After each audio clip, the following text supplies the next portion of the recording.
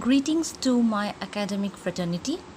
I am Surabita Roy, and today I am presenting my personal experience book review on Principles and Practice of Management by Dr.L.M. Prasad, Educational Publishers, Sultan Chand and Sons. Details provided, please take a look. Here I am sharing my personal experience in a chapter-wise review style to express my sincere gratitude to the author and the publishers. A brief about the contents. This book has got 7 units, total 20 chapters. Take a look into the details of the units. Here I am providing a quick video. List down all the chapters and the important topics for your exams and for the general knowledge in the field of management. Chapter 1, Introduction to Management. The concept and features of management are explained in a very reader-friendly manner. I like the way the difference between administration and management has been discussed here. As we know, the first chapter always consists of managerial skills, managerial roles, which students at times tend to forget, but it is very simple to memorize for learners in this book. The topics are clarified in a simple yet detailed style, truly tremendous. The topic of levels of management is designed to be read in a pictorial diagram, and a comparison is also presented. Excellent syllabus coverage and concept clarity. Chapter 2, Development of Management Thought. Earlier I used to get utterly confused about classifying the schools of management thoughts. But when I studied the history of the schools of management thought in a comprehensive method here in this book, it just took me a few minutes to categorize about classical, neoclassical and contemporary approaches. F.W. Taylor, Henry Fayol are always very important for exams. My dear learners, you will enjoy the in-depth analysis of Taylor and Fayol in this book. Chapter 3, Management Challenges and Opportunities. I have understood the impact of environmental factors on business management by studying the opening case of Hindustan Unilever Limited. The scenario of pre-liberalization era and post-liberalization era are explained through the situation and perception of HUL in the business environment. This is the style of enlightening the learners for which I love this textbook. The challenges of environmental factors and the needed management solutions are described. Moreover, you will study the modern management techniques like TQM, benchmarking, business process reengineering, business outsourcing, knowledge management, etc. Let me ask you, do you know the difference between e-commerce and e-business, or do you think both are the same? Interesting, right? Do find the answer in this chapter, learners. Chapter 4, Social Responsibility and Ethics. My key takeaways from this chapter are: firstly, the inspiring quote of Lord Krishna from Mahabharata has been stated at the very beginning of this chapter. The quote itself will make you ask yourself that is profit your only motive in business? Here you shall know the importance of ethics, corporate social responsibility and corporate governance for a successful business. Study the topics and then ponder over the mistaken view and realistic view of economic concern and business concern that the respected author Sir has clarified. Author Sir has concluded that there is a mutual connection between economic concerns and social concerns and are consistent with one another. Now comes the unit planning. It consists of chapter 5, 6 and 7. My dear learners, I have read many books of management principles, but I have found an extraordinary feature about this unit, planning. Here, planning is described in a very detailed conceptual process via 3 chapters. Chapter 5, Fundamentals of Planning. The foundation base about planning in an organization has been described with brilliant diagram figures. Figure 5.1, 5.2 about the primacy of planning and the bridging gap.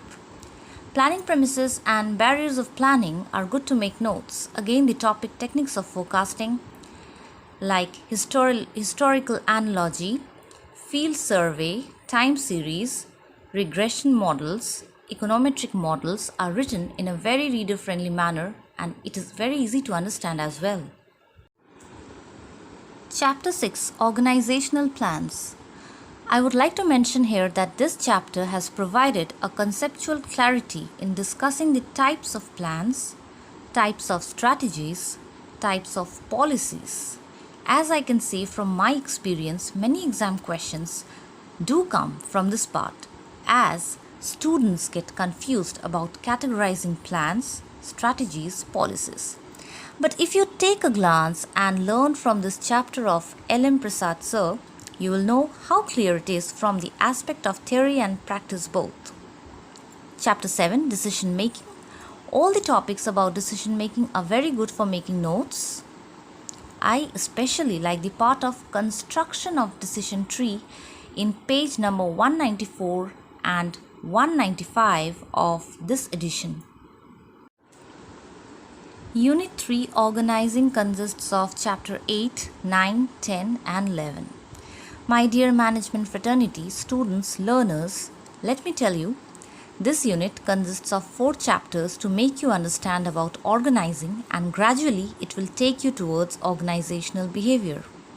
Chapter 8 Fundamentals of Organizing. All the various structures of organizations are presented in a systematic, clear format.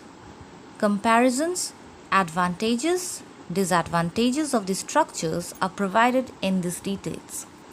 And these topics are often asked in our examinations of universities, competitive exams, etc.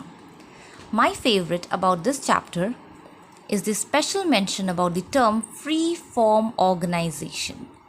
Earlier, I did not even realize that virtual organization and boundaryless organization are better called as free-form organizations. But after reading and pondering with the language of the author, I got enlightened. Did you know that earlier? Please do share your thoughts on the comment section below. Chapter 9, Power and Authority. After reading this chapter, my knowledge about the basis of power, difference between authority, power, centralization, delegation, decentralization, line and staff conflicts, etc. got enhanced. I have gained much more confidence while I was memorizing these topics. This will now make my own explanations even better than before. I go through this chapter pages regularly as a quick guide for my academics in human resource management. Chapter 10, Conflict and Coordination, and Chapter 11, Organizational Change. These chapters have directly given a picture of organizational behavior subject straight from the organization structures, and it felt good to read. This is because when interpersonal relationship at work creates conflict, we should know the resolution to protect the structures and business. Also, human response and planned change process occurs at work. So this is an attempt of our author Sir L.M. Prasad to give us a picture of relation and synchronization of work structures and human beings in organizations. Unit 4 is Staffing. It consists of Chapter 12 and Chapter 13. Dear readers, I belong from Human Resource Management Academics. I have studied many textbooks for my HR course and academics work. From this perspective, I will recommend students who want to take HR as their specialization in future, then they can study this unit properly. Others should also take a brief from here for your finance and marketing, etc.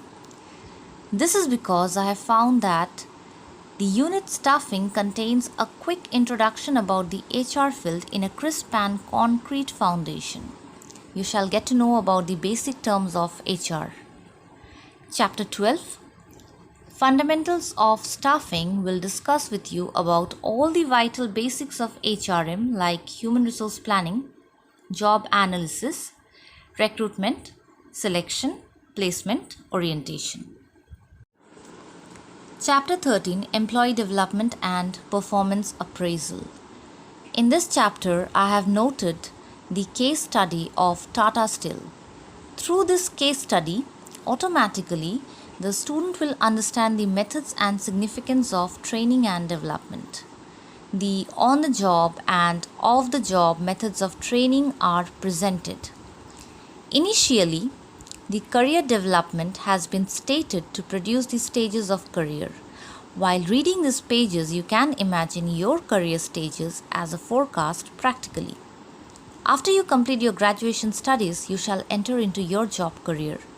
So, you will in advance know how you shall position your stages of career, where you shall explore, establish, mid-career, late career, decline as successful human being at work with a lifetime of satisfaction and completion. Moreover, this chapter has taught us performance appraisal techniques.